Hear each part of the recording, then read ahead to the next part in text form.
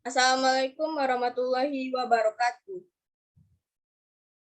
Alhamdulillahirrabbilalamin. Assalatu wassalamu ala asrofil anbiya'i wa mursalin wa ala alihi wa sahbihi rasulillahi ajma'in amma ba'du. Baiklah, pada kesempatan kali ini kami dari kelompok 6 mata kuliah struktur perkembangan tumbuhan akan mempresentasikan tentang materi bunga. Dan itu lanjutan dari kelompok sebelumnya. Dan anggota kelompok kami adalah yang pertama ada Afifah Zahra Pamela, yang kedua ada Marina Azhara Nasution, yang ketiga ada Miftahul Rahma, yang keempat ada Monika Putri Wijaya, saya sendiri, yang kelima ada Resya Fazila Anissa. Baiklah, materi pertama akan dijelaskan oleh saya sendiri. Baiklah, saya akan menjelaskan tentang alat kelamin bunga. Seperti yang digambar tersebut, itu adalah contoh bunga dan beberapa bagian-bagian bunga, seperti benang sari, putik, mahkota bunga, kelopak, dan tangkai bunga. Perkembangan secara generatif pada tumbuhan berbiji tertutup ditandai dengan munculnya bunga. Dalam bunga inilah terdapat putik dan benang sari, yang menjadi alat reproduksi bagi tumbuhan. Saya akan menjelaskan tentang benang sari dan putik. Benang sari dan putik terdiri dari kepala putik, tangkai putik, kepala sari, dan tangkai sari. Benang sari atau stamen adalah alat kelamin jantan atau androecium berupa benang sari. Benang sari adalah alat kelamin jantan bagi tumbuhan yang terdiri dari tangkai sari, filamen, dan kepala sari atau antar. Dan di dalam kepala sari, inilah terdapat butir-butir sebuk sari. Alat kelamin selanjutnya yaitu ada putik atau karpel, alat kelamin betina atau gynoecium berupa putik. Putik atau pistilum adalah alat kelamin betina. Putik terdiri dari bakal buah atau ovarium, tangkai putik atau stilus, dan kepala putik atau stigma. Keseluruhan putik disebut gynecium atau gynaecium. Di dalam ovarium terdapat bakal biji atau ovulum. Baiklah, materi selanjutnya akan dijelaskan oleh Afifah. Kepada saudari Afifah dipersilahkan. Baiklah, selanjutnya rumus bunga. Susunan bunga juga dinyatakan dengan sebuah rumus yang terdiri atas lambang-lambang, huruf-huruf, dan angka-angka. Lambang-lambang yang dipakai dalam rumus bunga memberitahukan sifat bunga yang bertalian dengan simetrisnya atau jenis kelaminnya. Huruf-huruf merupakan singkatan nama bagian-bagian bunga, sedangkan angka-angka menunjukkan jumlah masing-masing bunga. Di samping itu, terdapat lambang-lambang lain lagi yang memperlihatkan hubungan bagian-bagian bunga satu sama lain. Pada satu rumus, bunga hanya dapat ditunjukkan hal-hal mengenal 4 bagian pokok bunga sebagai berikut. Yang pertama ada kelopak, dinyatakan dengan huruf K. Singkatan kata kalis yang merupakan istilah ilmiah kelopak. Yang kedua tajuk atau mahkota, dinyatakan dengan huruf C, singkatan corolla. Yang ketiga benang-benang sari yang dinyatakan dengan huruf A atau androecium. Lalu putik yang dinyatakan dengan huruf G, singkatan gynecium. Jika kelopak mahkota sama, baik bentuk maupun warnanya, kita lalu mempergunakan huruf lain untuk menyatakan bagian tersebut, yaitu huruf P, singkatan kata dari perigenium atau tenda bunga. Di belakang huruf-huruf tadi lalu ditaruhkan angka-angka yang menunjukkan jumlah masing-masing bagian tadi. Dan di antara dua bagian bunga yang digambarkan dengan huruf dan angka itu ditaruh koma. Jika bunga misalnya mempunyai 5 daun kelopak, 5 daun mahkota, 10 benang sari, dan putik yang terjadi dari selain daun buah, maka rumusnya K5, C5, A10, G1 atau bunga merak. Contoh bunga yang mempunyai tenda bunga, misalnya lilia gereja atau Lilium longiforum tum, yang mempunyai 6 daun tenda bunga dan 6 benang sari, dan sebuah putik yang terjadi dari 3 daun buah. Maka rumusnya P6, A6, G3.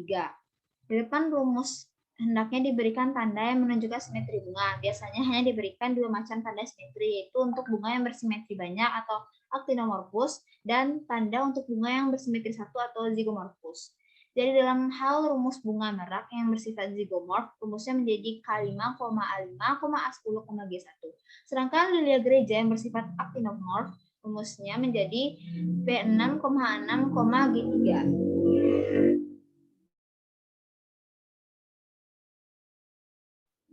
Lambang yang menunjukkan jenis kelamin bunga.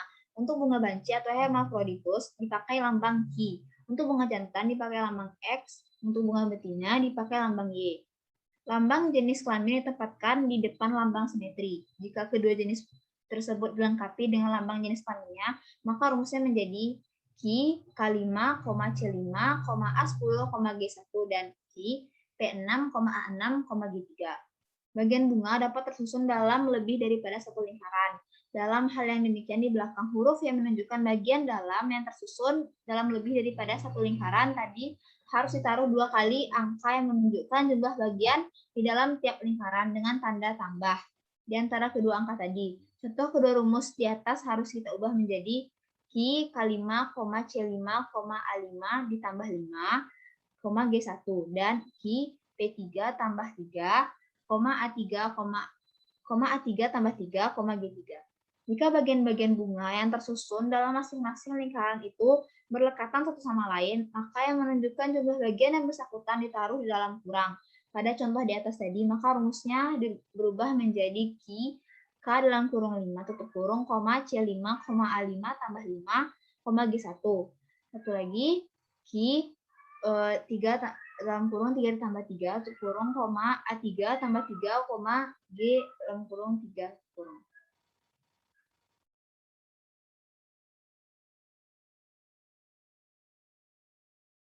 Baiklah, terima kasih kepada Saudari Afifah atas penjelasannya. Selanjutnya akan dijelaskan oleh Saudari Marina. Kepada Saudari kami persilahkan. Selanjutnya bagian diagram bunga. Pengertian diagram bunga adalah gambar proyeksi pada bidang datar dari semua bagian bunga yang dipotong melintang. Atau dengan kata lain yaitu menggambarkan keadaan bunga dan bagian-bagiannya.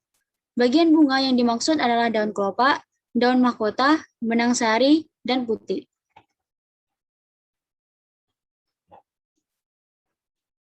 Dalam menggambar bagian-bagian bunga, hal yang diperhatikan adalah pertama, jumlah bagian-bagian penyusun bunga. Yang kedua, letak dan susunan bagian penyusun bunga terhadap sesamanya. Yang ketiga, letak dan susunan antar bagian penyusun bunga. Yang keempat, letak bagian-bagian bunga terhadap bidang median. Bidang median adalah bidang tengah atau poros munculnya bunga yang dibuat melalui sumbu bunga, sumbu batang, dan daun. Selanjutnya jenis diagram bunga. Yang pertama yaitu diagram bunga teoritik. Selain menggambarkan bagian yang sesungguhnya, juga memuat bagian yang sudah tidak ada lagi, tetapi menurut teori sebenarnya ada. Kebanyakan hal ini hanya mengenai benang-benang sari saja, yang keadaan yang sesungguhnya pada bunga seringkali tidak cocok dengan teori. Yang kedua yaitu diagram bunga empirik. Hanya memuat bagian bunga yang benar-benar ada, sehingga disebut diagram sebenarnya. Pada gambar yang ada di slide PPT berikut ini, dapat dilihat bahwa perbedaan antara diagram teoritik dan diagram empirik terletak pada benang sarinya. Pada bagian A, diagram teoritik, benang sarinya tidak melekat pada daun mahkota. Sedangkan pada bagian B, yaitu diagram empirik yang menunjukkan keadaan sesungguh bunganya, benang sarinya terletak pada mahkota bunganya. Selanjutnya, simbol bunga. Simbol bunga ini berfungsi untuk pada saat kita membuat diagram bunga nanti. Contohnya, jika kita ingin membuat daun kelopak, maka simbolnya seperti pada gambar, dan seterusnya. Berikut adalah cara menggambar diagram bunga. Hal yang paling pertama kita lakukan yaitu kita buat dulu bidang mediannya. Bidang median lalu diikuti dengan lingkaran yang merupakan bidang kita untuk menggambar diagram bunga. Terus bisa kita lihat pada gambar selanjutnya, sketsa-sketsa bagian bunga yang kita buat tadi kita hapus dan kita memberi simbol-simbol bunga pada lingkaran tersebut. Gambar selanjutnya, itu yang lingkaran-lingkaran yang kita buat tadi, kita hapus dan kita memperjelas tanda simbol bunga apa yang kita gunakan. Seperti yang pada bagian luar tersebut, itu merupakan simbol dari daun kelopak. Untuk lebih jelasnya lagi, ini adalah contoh diagram bunga untuk larak-larakan. Larak-larakan itu contohnya bunga pada buah rambutan, atau bahasa ilmiahnya Spindaceae. Di sini dikatakan bahwa daun kelopak ada 5 berlepasan. Daun kelopak itu yang paling luar. Ini seperti yang itu ada 5, kita hitung 1, 2, 3, 4, 5. Selanjutnya daun mahkotanya ada 5 berlepasan berselang-seling dengan kelopak. Ini merupakan simbol daun mahkota. Dikatakan berselang-seling dengan daun kelopak itu dan berlepasan. Daun kelopak itu daun mahkota maksud saya. Daun mahkota itu ada yang berdekatan, maksudnya antara daun kelopak yang satu dengan kelopak yang lainnya berdekatan.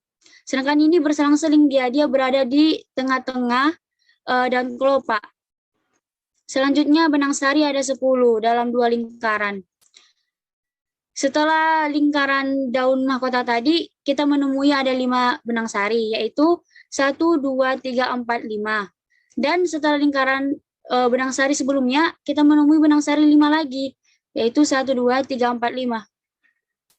Terus daun buah ada 3 berdekatan, yaitu yang warna kuning. Daun buahnya berdekatan, ada 3, 1, 2, 3.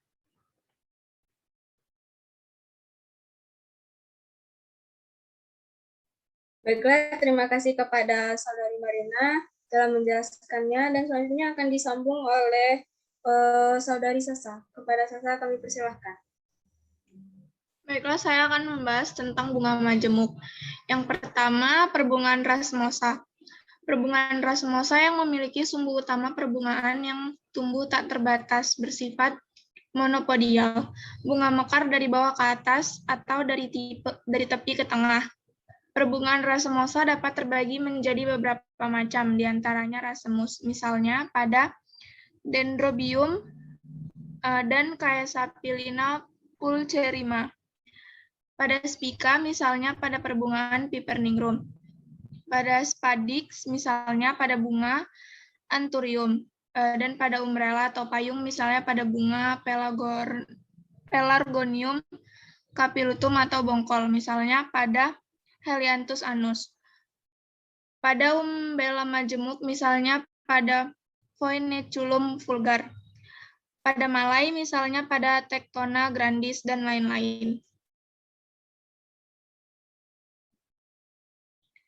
Ciri-ciri bunga racemosa yang pertama, monopodial dan tidak terbatas. Yang kedua, ujung sumbu utama atau lateral dapat tumbuh terus sampai stadium buah. Yang ketiga, bunga mekar berurutan dari bawah ke atas atau luar ke dalam. Berikut adalah contoh dari bunga racemosa.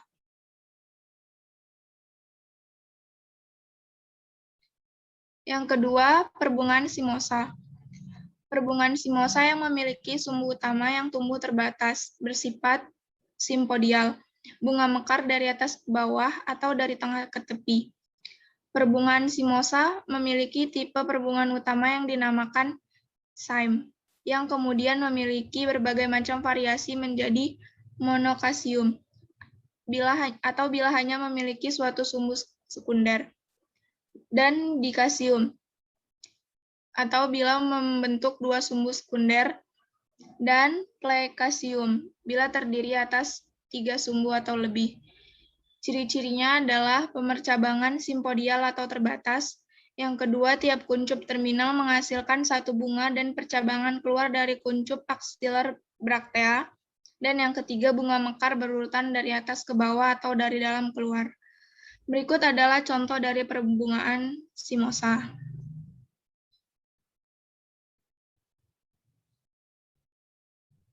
Baiklah, terima kasih kepada Saudari Resya. Selanjutnya akan dijelaskan oleh Saudari Miftahur Rahmah. Kepada Saudari kami persilahkan. Baiklah, saya akan menjelaskan tentang pembagian bunga majemuk terbatas atau inflorescentia simosa. Yang pertama ada anak payung menggarpu atau Discasium. yaitu satu bunga pada ujung ibu tangkai, di bawahnya ada cabang sama panjang yang setiap ujungnya ada satu bunga. Contohnya Jasminum sp. Yang kedua yaitu bunga tangga atau Cincinus, yaitu ibu tangganya melakukan percabangan bersaling bergantian ke kiri dan ke kanan. Contohnya Heliotropium indicum. Dan yang ketiga adalah bunga Cecrope. Contohnya adalah Canaria comu, yaitu ibu tangkai bercabang, tetapi sekali bercabang juga hanya terbentuk satu cabang, yang semuanya berbentuk ke kiri atau ke kanan, dan cabang yang satu berturut-turut membentuk sudut sebesar 90 derajat, sehingga jika kita mengikuti arah percabangan, kita akan mengadakan gerakan seperti Cecrope atau spiral. Dan yang keempat adalah bunga kipas. Seperti bunga percabang seling, semua percabangan terletak pada satu bidang, dan cabang tidak sama panjang, sehingga semua bunga pada bunga manyemu itu terdapat pada tempat yang sama tingginya. Contoh bunga suku Iridacea. Dan yang kelima adalah Cyathium, yaitu salah satu bunga betina yang dikelilingi oleh 5 bunga bercabang seling. Masing-masing terdiri atas 4 bunga. Contoh 4 bunga jantan, contohnya Euphorbia pulcherrima.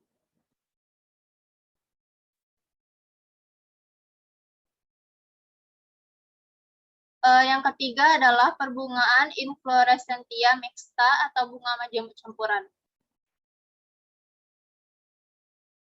Yaitu bunga majemuk yang memperlihatkan baik sifat-sifat bunga majemuk terbatas maupun sifat bunga majemuk tak terbatas. Contohnya yang pertama adalah bunga soka atau Isora javanica. Seluruhnya merupakan suatu malai rata, tetapi bagian-bagiannya berupa anak payung menggarpu, seperti pada contoh di bawah ini. Dan yang kedua adalah bunga johar, Cassia siamea. Ibu tangkainya mengadakan percabangan seperti pada suatu malai, tetapi cabangnya bersifat seperti malai rata.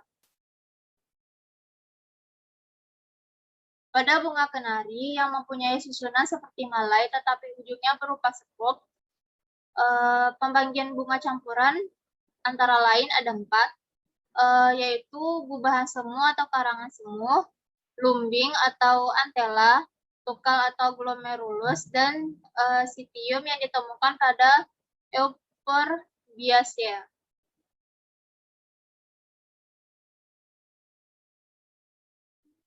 Baiklah, terima kasih kepada Saudari Miftahur Rahmah.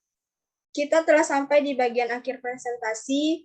Kami dari kelompok 6, apabila terdapat kesalahan dalam pengucapan ataupun kata selama menjalankan presentasi ini, kami mohon maaf. Kami tutup dengan Assalamualaikum warahmatullahi wabarakatuh.